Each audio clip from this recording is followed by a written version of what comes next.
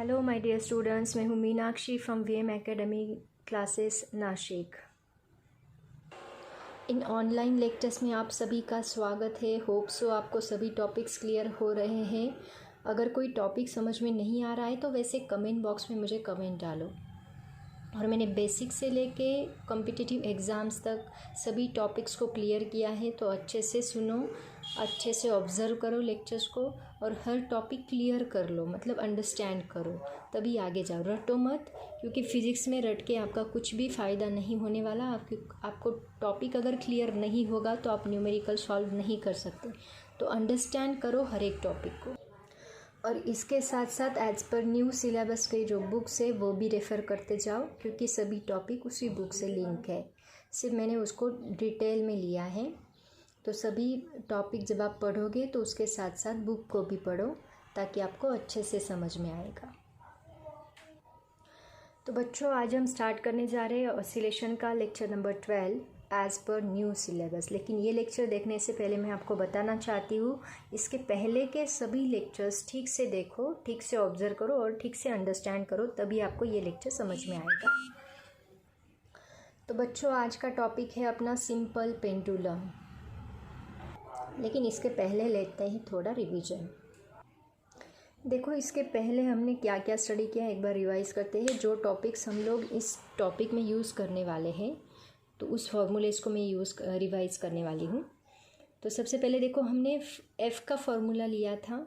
Force is equal to restoring force is equal to minus k into x. ये formula already हमने study किया है। उसके बाद हम लोग यहाँ पे एक फार्मूला यूज़ करने वाले हैं एंगल थीटा का। वो फार्मूला है आर्क अपॉन रेडियस, जो हमने 11th स्टैंडर्ड में ऑलरेडी स्टडी किया है, या फिर मैथ्स में भी हमने स्टडी किया है आर्क अपॉन रेडियस। उसके बाद टाइम पीरियड का और एक फार्मूला हमने डिराइव किया था, वो है 2π/ओमेगा। यहाँ से ओमेगा का भी फार्मूला बन सकता है 2π/t। तो ये फार्मूला हम लोग यूज़ करने वाले हैं। और ओमेगा स्क्वायर का फार्मूला हम लोग यहाँ पे यूज़ करने वाले हैं, जो कि k/m ऑलरेडी हमने इसके पहले बहुत बार यूज़ किया है। तो ये कुछ फॉर्मूलेज हम लोग यहाँ पे यूज़ करने वाले हैं, इसलिए मैंने इसको रिवाइज़ किया। तो बच्चों, ये टॉपिक स्टार्ट करने से पहले मैं आपको एक वीडियो दिखाती हूँ, जो कि सिंपल पेंडुलम का है। वैसे तो सिंपल पेंडुलम क्या होता है ये आप लोगों को पता ही है, बट छोटा सा वीडियो मैं आपको दिखाना चाहती हूँ। पहले हम लोग वो वीडियो देखेंगे, उसके बाद मैं आगे का टॉपिक पढ़ाऊँगी।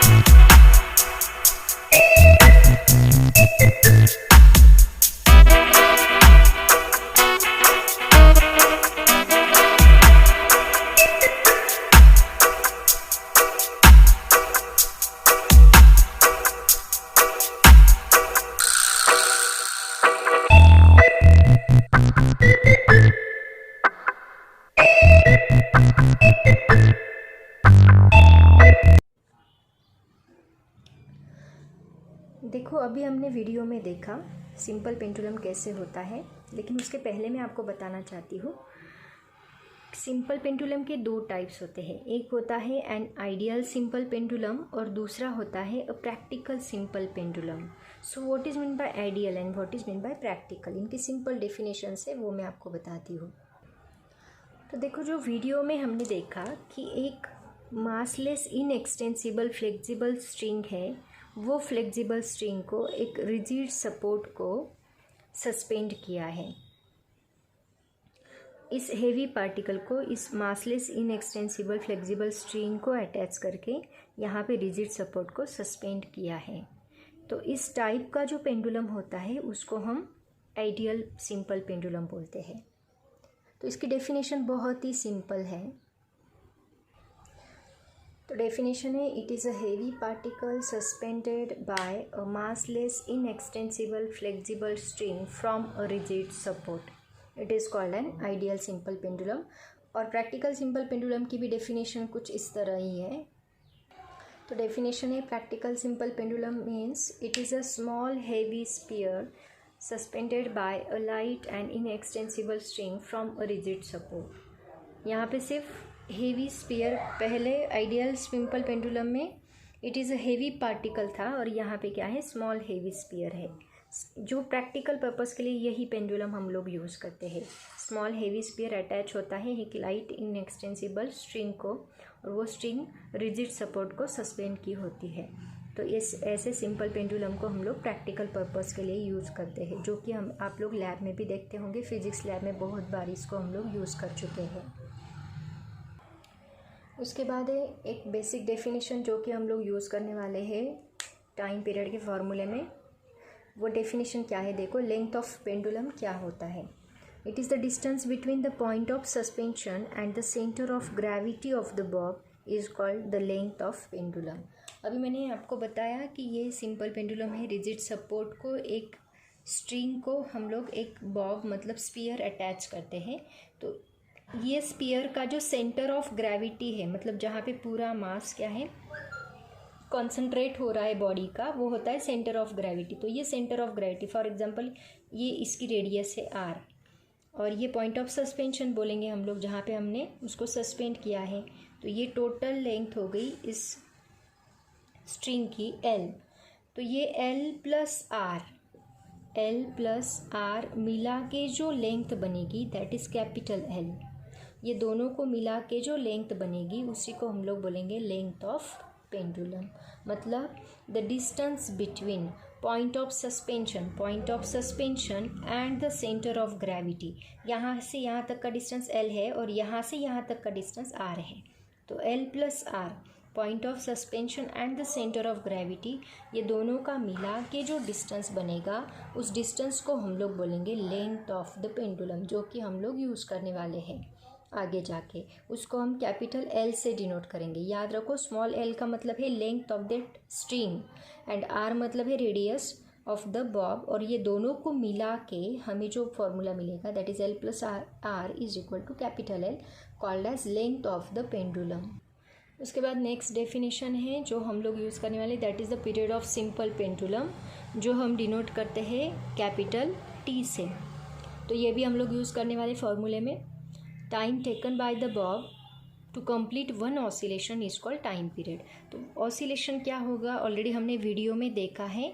हमने देखा कि ये सिंपल पेंडुलम का जो बॉब है वो इधर जाता है, इधर जाने के बाद वापस इधर आता है और वापस ये पोजीशन पे आता है। मतलब यहाँ से जाएगा, इधर जाएगा, यहाँ पे आएगा, वापस इधर जाएगा, यहाँ पे आएगा। मतलब सेकेंड टाइम जब वो सेम पोजीशन एक्वायर करेगा तो वो एक ऑसिलेशन कंप्लीट करेगा, ऐसे हम लोग बोलेंगे। तो इसी टाइम को हम लोग क्या बोलते हैं, period of simple pendulum. That means time taken by the bob to complete one oscillation is called time period of simple pendulum. तो ऐसी कुछ बेसिक कॉन्सेप्ट्स हम लोग यूज़ करने वाले हैं, जो यूज़ करेंगे, इसलिए मैंने आपको ये सभी कॉन्सेप्ट्स, बेसिक कॉन्सेप्ट्स क्लियर करवा दी।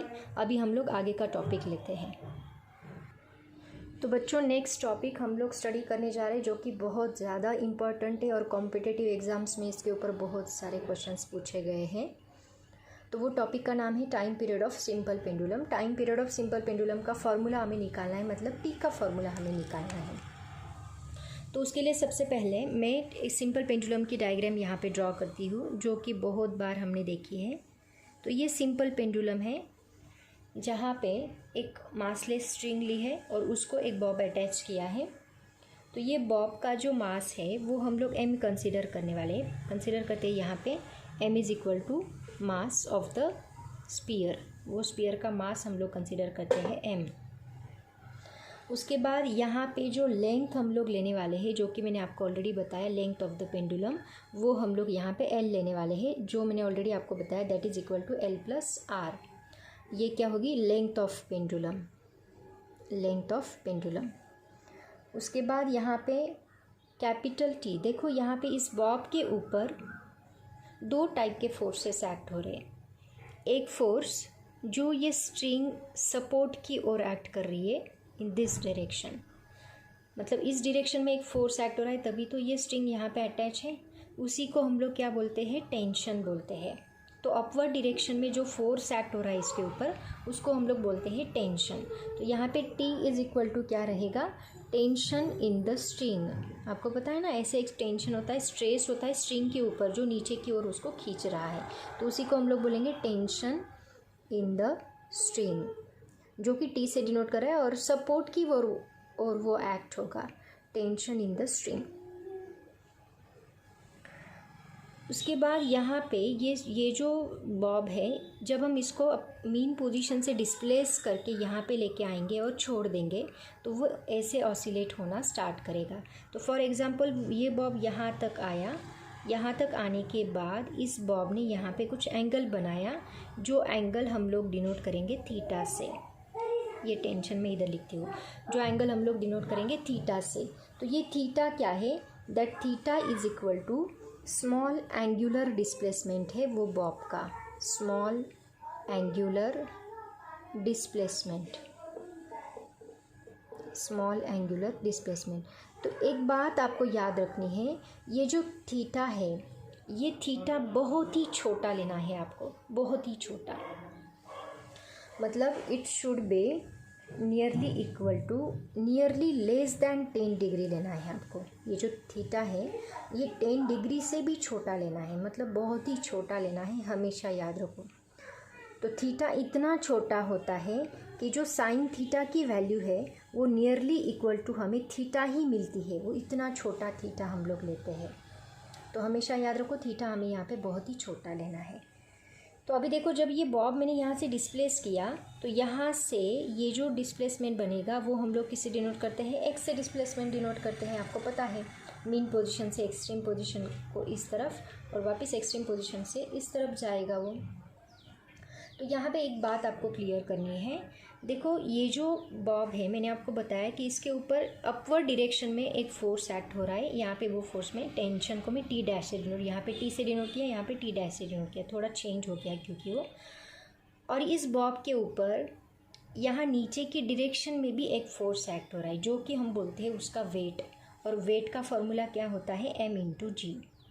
तो ये बॉब के ऊपर की डायरेक्शन में भी एक फोर्स एक्ट हो रहा है जिसको हम टी बोलते हैं अपवर्ड डायरेक्शन में, और डाउनवर्ड डायरेक्शन में जो फोर्स एक्ट हो रहा है उसको हम बोलते हैं mg, मतलब वेट। तो यही फोर्स जब ये बॉब इधर आएगा तो ये फोर्स यहाँ पे भी एक्ट होगा। तो यहाँ पे देखो, जब ये फोर्स इस डायरेक्शन, आपको पता है वेट हमेशा नीचे की डायरेक्शन में एक्ट होता है, लेकिन यहाँ पे ये जो वेट है नीचे की डायरेक्शन में, ये वेट ने कुछ एंगल बनाया। अगर मैं ये लाइन यहाँ तक खींच दूँ तो आपको पता है यहाँ पे कुछ एंगल बन रहा है। देखो ये एंगल कितना है, थीटा। मतलब यहाँ पे ये जो वेट है ये स्ट्रेट डायरेक्शन में एक्ट नहीं हो रहा है, वो नीचे की डायरेक्शन में एक्ट हो रहा है, मतलब यहाँ पे उसने कुछ एंगल बनाया है। तो इसको हम बोलेंगे mg, और यहाँ पे उसने कुछ एंगल बनाया है। मतलब अगर ये वेक्टर को, इस वेक्टर को मैं दो कंपोनेंट में रिजॉल्व करूँ तो एक कंपोनेंट इधर आएगा परपेंडिकुलर डायरेक्शन में ये स्ट्रिंग की ओर, और यहाँ पे एक कंपोनेंट इस डायरेक्शन में आएगा ऐसे। देखो ये दो परपेंडिकुलर कंपोनेंट में मैंने इसको रिजॉल्व किया, एक होगा हॉरिजॉन्टल कंपोनेंट और एक होगा वर्टिकल कंपोनेंट। ये बात आपको पता है, मैंने वेक्टर चैप्टर में ऑलरेडी बताया है, लेकिन वापस अभी मैं आपको बताती हूँ कि ये जो mg है ये रिजल्टेंट वेक्टर हो गया, और इस रिजल्टेंट वेक्टर को हमने दो कंपोनेंट में रिजॉल्व किया। कैसे, देखो इसको मैं थोड़ा डिटेल में बताती हूँ आपको। उसके पहले अगर आपको ये स्क्रीनशॉट निकालना है, कॉपी करना है तो कर लो। इसके बाद मैं आपको ये थोड़ा डिटेल में बताती हूँ कि ये दो कंपोनेंट कौन से हैं। तो देखो वेक्टर चैप्टर में ऑलरेडी मैंने आपको बताया था, अभी मैं थोड़ा सा इसको, ये बॉब है, ये बॉब के ऊपर कंसिडर करते हैं ये mg फोर्स एक्ट हो रहा है। ये mg फोर्स मैंने इस डायरेक्शन में निकाला। तो आपको पता है, फॉर एग्जांपल मैं आपको बहुत सिंपल एग्जांपल बताती हूँ। देखो ये mg है ना, मैं इसको r से डिनोट करती हूँ। ये आपका रिजल्टेंट वेक्टर है, मतलब आपके रूम में फ़ैन है, आप यहाँ पे खड़े हो, ये फ़ैन यहाँ पे है, आपको इस फ़ैन की तरफ जाना है तो वहाँ पे दो रास्ते हैं देखो। एक तो आप यहाँ पे एक सीढ़ी लगाओगे ऐसी, और फिर चलते चलते आप यहाँ पे खड़े हो, चलते चलते आप इधर जाओगे, सीढ़ी लगाओगे, सीढ़ी नहीं एक स्ट्रेट स्टैंड रहेगा, फॉर एग्जांपल स्टूल है वो, तो आप यहाँ पे चलते चलते जाओगे, स्टूल रखोगे और स्टूल के ऊपर चढ़ोगे और इस फ़ैन की तरफ आप जाओगे। तो ये एक रास्ता हो गया, मतलब आपका ये एक वेक्टर बन गया और ये एक वेक्टर बन गया। या फिर दूसरा रास्ता कौन सा है? स्पाइडरमैन वाला रास्ता। कौन सा? स्पाइडरमैन होता तो क्या करता आपकी जगह पे? वो डायरेक्टली यहाँ से यहाँ तक जाता है ना। मतलब देखो यहाँ पे दोनों का रिजल्ट हमें सेम मिल रहा है। आदमी चलते चलते यहाँ से यहाँ तक जाएगा तो भी फ़ैन की तरफ ही जाएगा, और अगर स्पाइडरमैन होता तो वो डायरेक्टली यहाँ से जाता, तो दोनों का रिजल्ट हमें सेम मिल रहा है, दोनों फ़ैन की तरफ ही जा रहा है। इसका मतलब हम बोल सकते हैं कि ये जो एक वेक्टर है इसको हमने दो वेक्टर्स में रिजॉल्व किया है, सेम इसी तरह। अब इस वेक्टर को उठा के मैं सीधा इधर लेके आऊँ, मतलब यहाँ पे लेके आऊँ, तो ये वेक्टर और ये वेक्टर दोनों इक्वल रहेंगे। मतलब इस वेक्टर को हमने क्या किया, ये दो वेक्टर्स में रिजॉल्व कर दिया। तो ये दो वेक्टर्स कौन से हैं? यहाँ पे अगर मैं एंगल लिख दूँ यहाँ पे थीटा, तो ये वेक्टर क्या बनेगा? देखो ये वेक्टर हमें पता है कॉस थीटा, इसको मैं एक्स बोलती हूँ, इसको मैं वाई बोलती हूँ। तो यहाँ पे हमें पता है cos theta is equal to क्या होता है? SOH CAH TOA. सो का मतलब sine theta is equal to opposite side divide by hypotenuse. यहाँ पे ये राइट एंगल ट्रायंगल बन गया ना, तो opposite side divide by hypotenuse. Opposite side कौन सी आ गई इसमें? साइन थीटा, हमें कॉस थीटा चाहिए। Cos theta is equal two adjacent side divide by hypotenuse. Theta की एडजेसेंट साइड क्या है? एक्स, और हाइपोटेनस क्या है? आर, मतलब एक्स डिवाइड बाय आर बनेगा। तो आर इज इक्वल टू यहाँ पे क्या बनेगा? एक्स कॉस थीटा बनेगा। Sorry, x is equal to क्या बनेगा? R cos theta. मतलब यहाँ पे हमें क्या वेक्टर मिलेगा? R cos theta. सिमिलरली यहाँ पे हमें क्या मिलेगा? आर साइन थीटा मिलेगा। मतलब इस वेक्टर को हमने दो कंपोनेंट में रिजॉल्व किया, एक आर कॉस थीटा और आर साइन थीटा।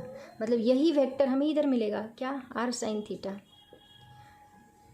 तो ये वेक्टर अगर मैंने यहाँ से हटा दिया तो मुझे ये वेक्टर के दो कंपोनेंट मिले, एक आर कॉस थीटा और एक r sine theta. Cos theta कहाँ पे मिल रहा है? थीटा की साइड में, राइट। तो यहाँ पे मुझे बताओ आर की जगह पे क्या है? एम जी है, और थीटा की साइड में हमें कौन सा कंपोनेंट मिलेगा? R cos theta. मतलब यहाँ पे हमें क्या मिलेगा? M g cos theta. और इस साइड में कौन सा है? R sine theta. मतलब यहाँ पे हमें क्या मिलेगा? एम जी साइन थीटा। देखो कभी भी जब ये वेक्टर्स अगर स्ट्रेट लाइन में नहीं है तो इसको हमें रिजॉल्व करना पड़ता है थीटा लेके, और थीटा लेने के बाद जब हम रिजॉल्व करते हैं तो थीटा की साइड की जो लाइन होती है, जो कंपोनेंट होता है, उसको हमेशा हम लोग कॉस थीटा लगाते हैं, और दूसरी साइड का जो परपेंडिकुलर कंपोनेंट होता है उसको हम लोग बोलते हैं एम जी साइन थीटा। तो ये बहुत इम्पॉर्टेंट डायग्राम है। तो देखो यहाँ पे एक्स मतलब इस डायरेक्शन में हमें कौन सा वेक्टर मिल रहा है? एम जी साइन थीटा, और इस डायरेक्शन में कौन सा वेक्टर मिल रहा है? M g cos theta. अगर इस डायरेक्शन में हम लोग ऑब्जर्व करें तो हमें पता है कि ये अपवर्ड डायरेक्शन में भी फोर्स है, डाउनवर्ड डायरेक्शन में भी फोर्स है, तो ये दोनों इक्वल एंड अपोजिट फोर्स यहाँ पे एक्ट हो रहा है। मतलब ये तो कैंसिल हो गया, तो बचा कौन? यही एम जी साइन थीटा, यही इसके ऊपर फोर्स लगा रहा है। और कहाँ फोर्स लगा रहा है? Towards the mean position. मतलब यहाँ पे फोर्स हमें क्या मिल रहा है? टूवर्ड्स द मीन पोजीशन मिल रहा है। ये बहुत ज़्यादा इम्पॉर्टेंट है। अगर आपको ये डायग्राम ड्रॉ करनी है तो ड्रॉ कर लो। डायग्राम बहुत ज़्यादा इम्पॉर्टेंट है क्योंकि पूरा डेरिवेशन ये डायग्राम के ऊपर ही डिपेंड है। तो अभी भी मैंने आपको बताया कि ये फोर्स कौन सा है? एम जी साइन थीटा। मतलब यहाँ पे जो हमें फोर्स मिलने वाला है वो फोर्स होगा रेस्टोरिंग फोर्स। तो रेस्टोरिंग फोर्स हमें क्या मिल रहा है यहाँ पे? Restoring force is equal to M G sine theta. लेकिन ये जो फोर्स है ये कौन सी डायरेक्शन में? इस डायरेक्शन में। बॉब इस डायरेक्शन में, फोर्स इस डायरेक्शन में, इसीलिए यहाँ पे हमें साइन माइनस लगाना पड़ेगा। तो restoring force is equal to minus M G sine theta. लेकिन हमें पता है फोर्स का फॉर्मूला क्या है? माइनस के एक्स है। तो अगर इस फोर्स की जगह पे हम माइनस के एक्स डाल दें तो हमें फॉर्मूला मिलेगा माइनस के x is equal to minus M G sine theta. इसका मतलब, और मैंने आपको बताया कि यहाँ पे साइन थीटा क्या होता है, sine theta is nearly equal to क्या होता है, थीटा होता है। और थीटा का फॉर्मूला क्या होता है, आर्क अपॉन रेडियस। तो देखो यहाँ पे अगर आप गौर से ऑब्ज़र्व करो तो आपको एक बात पता चलेगी कि ये जो आर्क अपॉन रेडियस मतलब ये जो यहाँ पे आर्क फॉर्म हो रहा है, इसको अगर हम ऐसे घुमाएं तो यहाँ पे एक सर्कल बनेगा, राइट। ये एक्स को अगर हम ऐसे घुमाएं तो एक सर्कल बनेगा, और ये सर्कल की ये जो लाइन है ये क्या होगी, रेडियस होगी। मतलब एल क्या होगा, इसका रेडियस होगा, और एक्स क्या बनेगा, इसका आर्क बनेगा। मतलब थीटा इज इक्वल टू क्या बनेगा, आर्क एक्स, और उसकी जो लेंथ है वो एल, मतलब एक्स डिवाइड बाय एल। ये आपका थीटा का फॉर्मूला बनेगा। तो यहाँ पे के एक्स माइनस माइनस प्लस बन जाएगा, और के एक्स इज इक्वल टू हमें मिलेगा एम जी साइन थीटा की जगह पे हम लोग लिखेंगे theta, because theta is very small. और यहाँ पे एम जी थीटा की जगह पे हम क्या डालेंगे, एक्स डिवाइड बाय एल डालेंगे। मतलब यहाँ पे ये एक्स और ये एक्स दोनों कैंसिल होंगे, और हमें के का फॉर्मूला मिलेगा, k is equal to m into g divide by capital L. तो ये बहुत ज़्यादा इम्पॉर्टेंट फार्मूला है जो हम लोग आगे जाके यूज़ करने वाले हैं। देखो बहुत सिंपल फार्मूला है। मैंने रेस्टोरिंग पहले हमने क्या किया, ये इसको एक्सट्रीम पोजीशन पे लेके गए, एक्सट्रीम पोजीशन पे लेके गए तो इसके ऊपर जो फोर्स एक्ट हो रहा था वो एम जी, जो इंक्लाइन फोर्स एक्ट हो रहा था, यहाँ पे फोर्स इस डायरेक्शन में कुछ एंगल में एक्ट हो रहा था, वो थीटा एंगल हमने लिया और उसको दो कंपोनेंट में रिजॉल्व किया, एक horizontal vertical m g cos theta, m जी साइन थीटा। तो रेस्टोरिंग फोर्स की तरफ जो फोर्स लग रहा था वो था एम जी साइन थीटा, इसीलिए हमने लिया restoring force is equal to minus M G sine theta. लेकिन फोर्स का फॉर्मूला है माइनस के एक्स, तो मैंने माइनस के x is equal to minus M G sine theta डाला। यहाँ पे sine theta is nearly equal to theta है, because theta is very very small. और थीटा का जो फॉर्मूला है arc upon radius, that means X upon L हमने put किया। तो के x is equal to M G theta हमने डाला, थीटा की जगह पे एक्स अपॉन एल पुट किया, एक्स एक्स कैंसिल हो गया, तो के का फॉर्मूला हमें मिला एम जी अपॉन एल।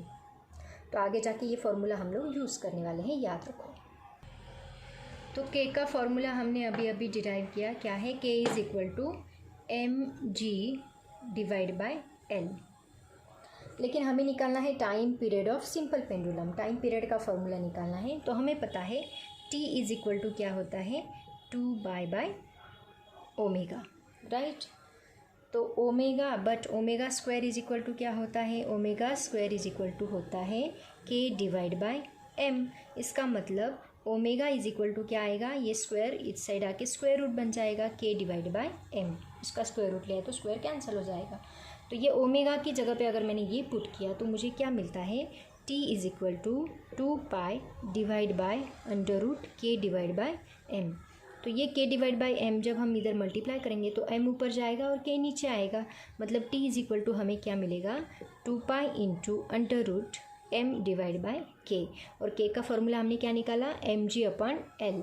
ये यहाँ पे के की जगह पे पुट कर दो तो हमें क्या मिलेगा, T is equal to 2 pi under root M divide by M G upon L. तो यहाँ पे देखो बच्चों एम एम कैंसिल हो रहा है और टी का हमें टाइम पीरियड का फॉर्मूला मिल रहा है 2 pi under root capital L divide by G. तो आपने बहुत जगह पे ये फार्मूला देखा होगा, ये बहुत ही ज़्यादा इम्पॉर्टेंट फार्मूला है। तो यहाँ पे जी चेंज होता है, जी कांस्टेंट नहीं है, जी यहाँ पे हमें इफ़ेक्टिव जी लेना पड़ेगा क्योंकि बॉडी कहाँ एक्सेलरेट हो रही है, यहाँ पे सिर्फ बॉडी के ऊपर जी नहीं है और दूसरा एक्सेलरेशन एक्ट हो रहा है। मतलब फॉर एग्जांपल पेंडुलम हमने रखा है किसी कार में, ये कार में पेंडुलम या फिर लिफ्ट में रखा है, तो लिफ्ट में रखा होगा तो इसके ऊपर और एक्सेलरेशन रहेगा अपवर्ड डायरेक्शन में, डाउनवर्ड डायरेक्शन में, तो ये एक्सेलरेशन उसमें ऐड या सब्ट्रैक्ट होते जाएगा। मतलब आपका ये जो जी है ये चेंज होता रहेगा, जी कांस्टेंट नहीं है यहाँ पे। और इसके हिसाब से ये जो टाइम पीरियड है सिंपल पेंडुलम का वो भी चेंज होता जाएगा। तो कॉम्पिटिटिव एग्जाम्स में ऐसे ही क्वेश्चंस पूछे जाते हैं कि सिंपल पेंडुलम लिफ्ट में रखा है, लिफ्ट ऊपर जा रही है तो उसका टाइम पीरियड क्या रहेगा। ऐसे न्यूमेरिकल्स हम लोग लेने वाले हैं वैसे बाद में, लेकिन फ़िलहाल आप ये फार्मूला याद रखो जो आपके बुक में दिया है। ये बुक में थोड़ा सा डेरिवेशन उन्होंने अलग तरीके से दिया है, मैंने इसको थोड़ा सिंपल करके दिया आपको, तो आप इसको नोट डाउन कर सकते हैं। और it's a very very important, ये भी याद रखो, कॉम्पिटिटिव एग्ज़ाम्स में बहुत क्वेश्चंस पूछे गए हैं इस टॉपिक के ऊपर। तो देखो, जब हम एक्सप्रेशन डिराइव करते हैं तो वहाँ पे कुछ अजम्पशंस हम लोग लेते हैं। क्या अजम्पशंस लेते हैं ऑलरेडी मैंने आपको बताया। The amplitude of oscillation is very very small, already मैंने आपको बताया थीटा बहुत ही छोटा लेना है आपको, मतलब amplitude of oscillation is very very small. और जो स्ट्रिंग है वो स्ट्रिंग की लेंथ बहुत ही लार्ज लेनी है आपको, the length of the string is large. During the oscillation the bob moves along a single vertical plane, जो बॉब मूव हो रहा है वो सिंगल वर्टिकल प्लेन में ही मूव होना चाहिए। So it's very very important. ये अजम्पशंस, ये अज्यूम करके हम लोग एक्सप्रेशन डिराइव करते हैं, तो आप लोगों को ये याद रखना है, बहुत ही सिंपल है। और टाइम पीरियड के फॉर्मूले के आधार पर उसका फ्रीक्वेंसी जो है पेंडुलम का वो क्या निकलेगा। फ्रीक्वेंसी क्या होता है, number of time required to complete one oscillation, ये फ्रीक्वेंसी का फॉर्मूला है, मतलब 1/t। तो टाइम पीरियड का फॉर्मूला क्या है, अभी अभी हमने निकाला 2π√L/g। तो ये फार्मूला पुट करके हमें फ्रीक्वेंसी का फॉर्मूला क्या मिलेगा, n = 1/2π√g/L। ये हमें फ्रीक्वेंसी का फॉर्मूला मिलेगा, ये हम लोग न्यूमेरिकल्स में यूज़ करेंगे। तो ये कुछ अजम्पशंस है जो हम लोग यूटिलाइज करने वाले हैं। देखो, हमने जो फार्मूला डिराइव किया है उस फार्मूले के आधार पर सिंपल पेंडुलम के 4 लॉज बनते हैं। Laws of length, laws of acceleration due to gravity, law of mass and law of isochronous. तो उसके लिए मैं आपको फार्मूला बताती हूँ। फार्मूला क्या है, t = 2π√L/g। तो ये फार्मूले का यूज़ करके हम लोग law of length, acceleration due to gravity, mass and isochronous बता सकते हैं। तो देखो, इस टाइम पीरियड के फॉर्मूले में हमें पता चल रहा है कि लेंथ ऊपर है, जी नीचे है, मतलब लेंथ अगर इंक्रीज़ की तो टाइम पीरियड भी इंक्रीज़ होगा, लेंथ अगर डिक्रीज़ की तो टाइम पीरियड भी डिक्रीज़ होगा, लेकिन √L है। इससे हमें क्या पता चलता है कि जो लेंथ है वो डायरेक्टली प्रोपोर्शनल है टाइम पीरियड को। तो लॉ ऑफ लेंथ क्या बनेगा, the time period of simple pendulum at a place is directly proportional to the square root of its length. Time period of simple pendulum is directly proportional to the square root of its length, ये law of length बनेगा। वैसे ही आप लोग बता सकते हैं law of acceleration due to gravity क्या बनेगा, ये डिवाइड बाय जी है, मतलब जी इंक्रीज़ किया तो टी डिक्रीज़ होगा, जी डिक्रीज़ किया तो टी इंक्रीज़ होगा, 2π तो कांस्टेंट ही है। इससे हमें पता चलता है कि time period of simple pendulum is inversely proportional to the square root of G, 1/g आएगा, इसका मतलब इन्वर्सली प्रोपोर्शनल हम लोग उसको बोलते हैं। उसके बाद है, इस फॉर्मूले में आपको मास कहीं भी नहीं दिख रहा है, इसका मतलब क्या होगा कि time period of simple pendulum is independent of the mass of the Bob, ये लॉ ऑफ मास बन गया। वैसे ही यहाँ पे एम्पलीट्यूड कहीं भी नहीं दिख रहा है, इसका मतलब हम ये भी बोल सकते हैं कि time period of simple pendulum is independent of the amplitude of the oscillation, और इसी को हम लोग बोलते हैं लॉ ऑफ आइसोक्रोनस। क्या है, लॉ ऑफ लेंथ है, time period of simple pendulum is directly proportional to the square root of its length. Time period of simple pendulum is inversely proportional to the acceleration due to gravity. Time period of simple pendulum is independent of the mass of the bob, and time period of simple pendulum is independent of the amplitude of the oscillation. So ऐसे by using this formula, time period के फॉर्मूले का use करके हम लोग simple pendulum के 4 laws बना सकते हैं। देखो, JEE 2005 में एक क्वेश्चन पूछा गया था time period of simple pendulum के फॉर्मूले के ऊपर। क्या क्वेश्चन है देखते हैं। Time period of simple pendulum is T1, simple pendulum का टाइम पीरियड T1 दिया है, and point of suspension move in upward direction, मतलब ये जो पॉइंट ऑफ सस्पेंशन है यहाँ पे हम लोग अटैच करते हैं पेंडुलम को, तो ये अपवर्ड डायरेक्शन में मूव हो रहा है, ऐसा उन्होंने बोला है। सच दैट उसका डिस्प्लेसमेंट दिया है y = kt², और k की वैल्यू दी है 1 मीटर/सेकेंड²। तो अगर ये मूव हो रहा है, इसका मतलब न्यू टाइम पीरियड यहाँ पे हमें मिलेगा। तो जो न्यू टाइम पीरियड हमें मिलेगा वो दिया है T2, और पूछा है T1² डिवाइड बाई T2² का क्या रिलेशन हमें मिलेगा, क्या वैल्यू मिलेगी, वो उन्होंने पूछी है। ऑप्शंस दिए हैं A 5/6, B 6/5, C 1 दिया है और D 1/2 दिया है। तो इसमें से कौन सा ऑप्शन करेक्ट है वो हमें निकालना है। तो सबसे पहले तो आपको T1 का फॉर्मूला पता होना चाहिए, लेकिन T2 का फॉर्मूला जैसे कि मैंने आपको बताया G चेंज होता है। अगर ये अपवर्ड डायरेक्शन में मूव हो रहा है मतलब यहाँ पे G चेंज होगा, तो कितने एक्सेलरेशन से मूव हो रहा है वो निकालने के लिए हमें ये y का फॉर्मूला यूज़ करना पड़ेगा। और y का फॉर्मूला यूज़ करके हम पहले a निकालेंगे, फिर उस a को उसमें ऐड करने के बाद हमें नया T2 मिलेगा, और फिर वो T1 square divide by T2 square हमें क्या मिलता है वो हम लोग देखते हैं। तो अगर आपको ये स्क्रीनशॉट निकालना है तो निकालो क्वेश्चन का, मैं इसको रफ कर रही हूँ क्योंकि मुझे आंसर लिखना है। तो सबसे पहले देखो T1 जो उन्होंने दिया है टाइम पीरियड, T1 का फॉर्मूला आपको पता है 2π√L/G। तो ये फार्मूला हमें यहाँ पे मिलेगा, ये आपको पता ही है ऑलरेडी। तो ये इनिशियल फार्मूला रहेगा क्योंकि उस वक्त उन्होंने बताया नहीं है कि पॉइंट ऑफ सस्पेंशन मूव हो रहा है कि नहीं। उसके बाद उन्होंने बोला कि पॉइंट ऑफ सस्पेंशन जो है वो अपवर्ड डायरेक्शन में मूव हो रहा है और उसका डिस्प्लेसमेंट उन्होंने दिया है KT²। तो सबसे पहले हमें इसका एक्सेलरेशन निकालना है, तो क्योंकि हमें G चाहिए। L तो यहाँ पे कांस्टेंट ही रहेगा, L चेंज नहीं होगा, तो चेंज क्या होगा एक्सेलरेशन ड्यू टू ग्रेविटी, क्योंकि अगर वो मूव हो रहा है मतलब एक्सेलरेट हो रहा है, एक्सेलरेट हो रहा है मतलब G यहाँ पे चेंज हो रहा है। ये हमें निकालना है 2π और L, क्योंकि स्ट्रिंग तो वही है, बॉब भी वही है, इसका मतलब L चेंज नहीं होगा, तो acceleration due to gravity change होगा। तो T1 = 2π√L/G और y = KT²। तो यहाँ पे सबसे पहले हम लोग निकालेंगे वेलोसिटी, क्योंकि डिस्प्लेसमेंट का यूज़ करके हम क्या निकाल सकते हैं, वेलोसिटी निकाल सकते हैं। तो वेलोसिटी का फॉर्मूला बताओ सब लोग, v = क्या होता है dy/dt, मतलब derivative of displacement with respect to time. तो यहाँ पे हमें मिलेगा d/dt × KT²। तो यहाँ पे k कांस्टेंट है, k को बाहर निकाला तो मुझे मिलेगा k × d/dt × T²। तो यहाँ पे T² डेरिवेटिव, T² का डेरिवेटिव हमें मिलेगा, ये 2 आगे आएगा 2t, that means k × 2t। तो वेलोसिटी हमें क्या मिलती है 2kt। इसका यूज़ करके हम लोग एक्सेलरेशन निकालेंगे। एक्सेलरेशन क्या होता है, derivative of velocity with respect to time, that is equal to d/dt into velocity क्या है 2kt।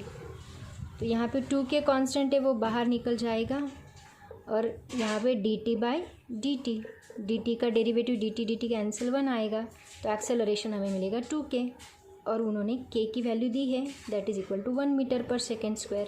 इसका मतलब इसको मैंने 1 डाला तो एक्सेलरेशन मुझे मिलता है 2 मीटर/सेकेंड²। ये मिल गया हमें एक्सेलरेशन। देखो बहुत सिंपल है, y = KT², उसका डेरिवेटिव लिया, T² का डेरिवेटिव 2t होता है, 2t डाला तो 2kt मिला। एक्सेलरेशन = होता है dv/dt। तो वेलोसिटी का फार्मूला अभी निकाला था वो मैंने यहाँ पे डाला, तो मुझे 2k मिला, k की वैल्यू 1 मीटर डाल दी, तो एक्सेलरेशन 2 मीटर/सेकेंड² यहाँ पे हमें मिल गया। अब देखो उन्होंने हमें बोला है कि जो पॉइंट ऑफ सस्पेंशन है वो अपर डायरेक्शन में मूव हो रहा है। इसका मतलब ये जो बॉब है उसको नीचे की डायरेक्शन में एक्सेलरेट होना है, क्योंकि फोर्स नीचे की डायरेक्शन में लग रहा है, वो अगर ऊपर की डायरेक्शन में मूव हो रहा है तो फोर्स नीचे की डायरेक्शन में, मतलब यहाँ पे 2 फोर्स एक्ट हो रहे हैं, एक mg और दूसरा ma, 2 फोर्सेस यहाँ पे एक्ट हो रहे हैं। तो यहाँ पे हमें फार्मूला क्या मिलेगा ma + mg, मतलब एक्सेलरेशन जो है वो g इफेक्टिव हमें क्या मिलेगा, ये एक g और ये एक a, मतलब g + a। तो इस g की जगह पे हम सिर्फ g नहीं डालेंगे, हम क्या डालेंगे g + a, क्योंकि वो बॉब एक्सेलरेट भी हो रहा है और उसके ऊपर एक्सेलरेशन ड्यू टू ग्रेविटी भी एक्ट हो रहा है। इसका मतलब हमें जो T2 मिलेगा वो क्या मिलेगा 2π√L/G + a, ये फार्मूला हमें मिलेगा। तो हम इन दोनों को डिवाइड करते हैं, तो T1/T2 = 2π√L/G divide by 2π√L/G + a। तो ये 2π get cancel, L get cancel, that is equal to √ ये G + a ऊपर जाएगा, G + a divide by G, that is T1/T2। अब हमें जी की वैल्यू पता है, ए की वैल्यू पता है, दोनों वैल्यू डाल दो तो हमें मिलेगा T1 divide by T2 is equal to under root G होता है 10 प्लस एक्सेलरेशन निकाला 2 डिवाइड बाई 10 प्लस 2 मतलब 12 डिवाइड बाई 10। इसे 2 से डिवाइड कर दो, 2 6 जा 2 5 जा, that means T1 by T2 is equal to हमें मिला अंडर रूट 6 बाई 5। लेकिन हमें चाहिए T1 square by T2 square का रिलेशन उन्होंने पूछा है, तो ये हमें मिलेगा 6 बाई 5। आई थिंक ये आपका ऑप्शन नंबर बी है, तो ये करेक्ट आंसर रहेगा उसका। उसके बाद है लास्ट टॉपिक बचा है, that is the seconds pendulum. Seconds pendulum मतलब उसी में उसका मीनिंग है। सेकेंड्स का मतलब क्या कि जिस पेंडुलम का टाइम पीरियड 2 सेकेंड होता है, मतलब एक ऑसिलेशन कंप्लीट करने के लिए जिसको 2 सेकेंड्स लगते हैं, ऐसे पेंडुलम को हम लोग बोलते हैं seconds pendulum. That means the definition is very simple, a simple pendulum whose time period is 2 seconds is called seconds pendulum. तो देखो इससे हम फॉर्मूला डिराइव कर सकते हैं, टी इज इक्वल टू क्या होता है 2 pi under root L divide by G. तो यहाँ टी की वैल्यू 2 डाल दो, 2 is equal to 2 pi under root L divide by G. तो यहाँ पे 2 कैंसिल हो जाएगा, तो हमें मिलेगा, अगर मैंने ये पाई इस साइड शिफ्ट किया तो मुझे क्या मिलेगा under root L divide by G is equal to 1 divide by pi मिलेगा। अगर इससे मैं एल निकाल सकती हूँ, अगर मैंने स्क्वायरिंग बोथ साइड किया तो ये स्क्वायर रूट निकल जाएगा, तो मुझे मिलेगा L upon G is equal to 1 upon pi square, और एल इज इक्वल टू क्या मिलेगा जी अपॉन पाई स्क्वायर। मतलब यहाँ पे हमें क्या मिलता है, ये फॉर्मूले से हम लोग लेंथ ऑफ पेंडुलम निकाल सकते हैं आराम से। अगर आपको जी पता है और पाई की वैल्यू तो कांस्टेंट है, तो जी के हिसाब से हम लोग लेंथ ऑफ पेंडुलम आराम से निकाल सकते हैं।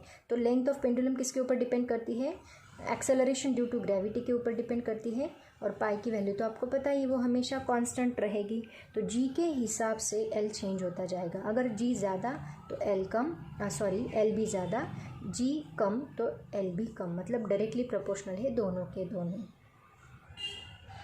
तो यहाँ पे लेंथ ऑफ सेकेंड्स पेंडुलम जो है वो अलग अलग होती है अर्थ के अलग अलग प्लेसेस पे, क्योंकि आपको पता है अर्थ के अलग अलग प्लेसेस पे जी की वैल्यू चेंज हो रही है। अगर आपको पता होगा कि और ग्रेविटेशन मतलब जी की वैल्यू जो है अर्थ के इक्वेटर पे कितने होती है, इक्वेटर पे जी कितना होता है, that is equal to 9.78 metre per second square, और पोल पे कितना होता है, पोल पे होता है 9.83 मीटर पर सेकेंड स्क्वायर। तो ये वैल्यू जब हम डालेंगे तो एल चेंज होगा, ये वैल्यू डालेंगे तो इसका मतलब पोल पे एल ज़्यादा रहेगा, इक्वेटर पे एल कम रहेगा, ऐसा उसका मीनिंग है। It is small at equator and more at pole. इसका मतलब एल जो है, लेंथ जो है वो अर्थ के अलग अलग प्लेसेस पे हमें अलग अलग मिलती है। ये वैल्यू डालने के बाद आप आंसर कैलकुलेट कर सकते हैं, ये हमें मिलता है nearly equal to 0.9926 metre, nearly equal to 1 metre, ऐसे हमें मिलता है length of the seconds pendulum. तो ये सिंपल पेंडुलम था। होप सो आपको आज का लेक्चर समझ में आया होगा। तो आज के लिए इतना काफ़ी है। होप सो आज का टॉपिक आपको समझ में आया होगा। इसके नोट्स जो है वो मैं डालने वाली हूँ। तो आज के लिए इतना काफ़ी है। Thank you so much students and bye bye.